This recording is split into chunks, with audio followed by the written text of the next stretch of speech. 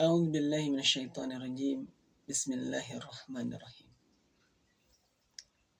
Beli mentega sambil berlari. Cara menjaga perasaan istri. Assalamualaikum warahmatullahi wabarakatuh. Alhamdulillah wassalatu wassalamu ala Rasulillah wa ala alihi wa mawala amma ba'du. Sahabat-sahabatku yang dirahmati Allah Subhanahu wa taala.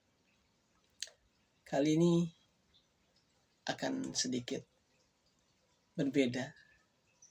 Kalau biasanya tidak pernah menyinggung tentang perasaan pasangan, maka kali ini temanya adalah tentang bagaimana menjaga perasaan istri. Ini buat teman-teman yang sudah berkeluarga tentunya ya. Buat yang belum berkeluarga, masih jomblo, ya semoga nanti dikaruniakan istri yang seperti yang diidamkan. Nah, ada postingan terkait dengan menjaga perasaan istri. Postingan tersebut ada 10 hal yang disampaikan bagaimana kiat menjaga perasaan istri. Di antaranya adalah yang pertama adalah tidak follow lawan jenis jika tidak ada keperluan. Maksudnya di sosmed kan suka follow-followan, atau kita temenan di sosmed atau kayak Facebook, temenan dengan lawan jenis. Nah, ini dari postingan tersebut tidak perlu ada follow lawan jenis. Maksudnya buat laki-laki nih gak perlu follow lawan jenis, dan ini gak mungkin. Maksudnya karena kalau dulu mungkin sebelum ketemu istri pasangan kita dulu pernah berteman dengan lawan jenis, dan itu hal wajar. Cuman di sini ya yang lalu biarlah berlalu. Kali ini dari postingan tersebut ada 10 hal. Di antaranya tadi jangan follow lawan jenis jika tidak ada keperluan. Dan yang kedua adalah tidak mempunyai sahabat lawan jenis. Nah, ini juga sesuatu hal yang tidak mungkin, karena kita di antara kita biasanya punya teman reuni. Misalkan teman SD itu udah biasa yang namanya ada laki-laki ada perempuan, karena belum dipisah kalau sekolahnya.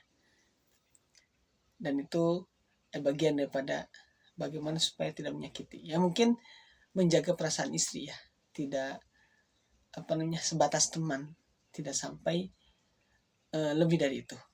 Dan yang ketiga adalah tidak pernah membandingkan istri kita dengan wanita lain, terutama kecantikannya. Ya, secantik-cantiknya istri orang lain, tetap istri orang lain, bukan istri kita. Seburuk-buruknya istri kita juga, dia adalah pilihan yang terbaik dari Allah.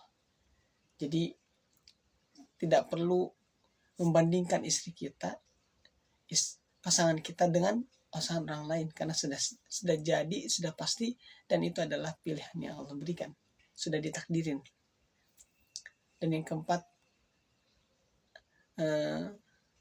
adalah ketika orang tua atau ibu mertua ngasih masukan, maka harus difilter dan disampaikan dengan kata-kata yang tidak menyakiti hati. Bijak lah ya kata-katanya, jangan sampai istri kita merasa sakit karena dikasih teguran atau dinasihati oleh ibu mertuanya. Dan juga yang berikutnya adalah jangan curhat sama lawan jenis. Artinya ya, jenis istri kita kan perempuan, jangan curhat kepada lawan jenis yang lain, karena ini akan menimbulkan cemburu. Kalau udah cemburu nih, berbagai hal bisa hadir ya, yang tidak diinginkan bisa hadir karena asal kecemburuan. Nah, itu diantara 10 postingan yang sempat mampir terkait dengan bagaimana menjaga perasaan istri, dan masih banyak lagi. Intinya adalah bahwa istri kita ini apa sih yang paling senang didengar oleh istri? Dimengerti. Kemudian dipanggil dengan sebutan yang baik. Sebagaimana Rasulullah SAW manggil istri itu dengan sebutan ya Humairah, wahai istriku yang kemerah-merahan pipinya. Dipanggil dengan sebutan ya Humairah, Aisyah, ibunda kita. Itu Rasul nyontohin ke kita. Biar kita manggil istri itu dengan sebutan baik. Jangan dengan sebutan yang justru membuat dia semakin sakit.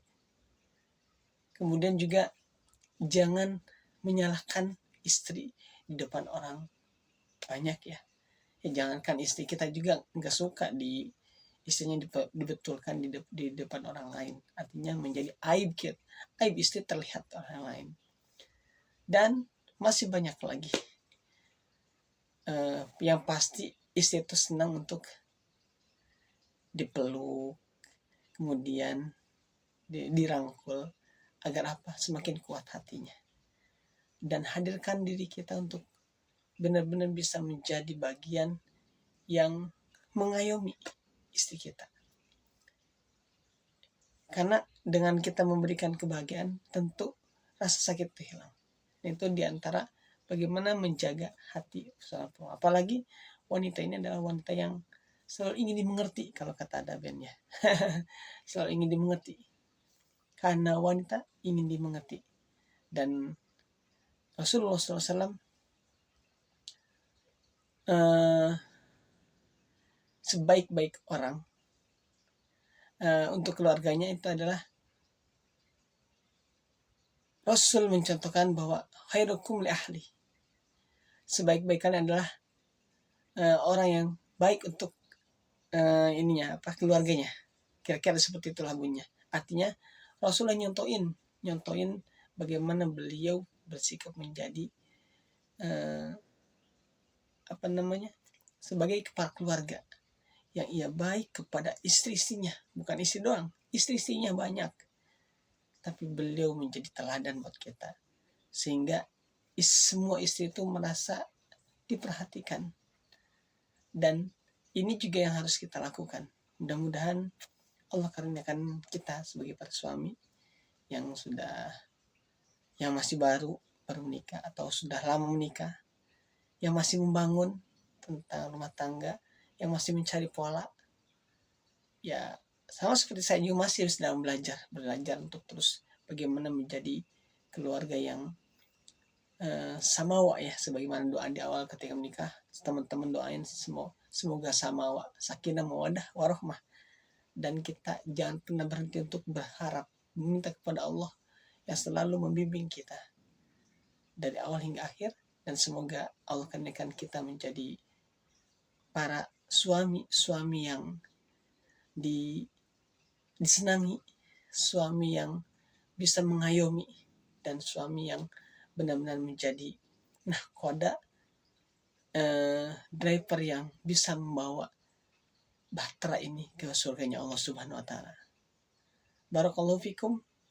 Kebahagiaanmu adalah kebaikanmu. Wassalamualaikum warahmatullahi wabarakatuh.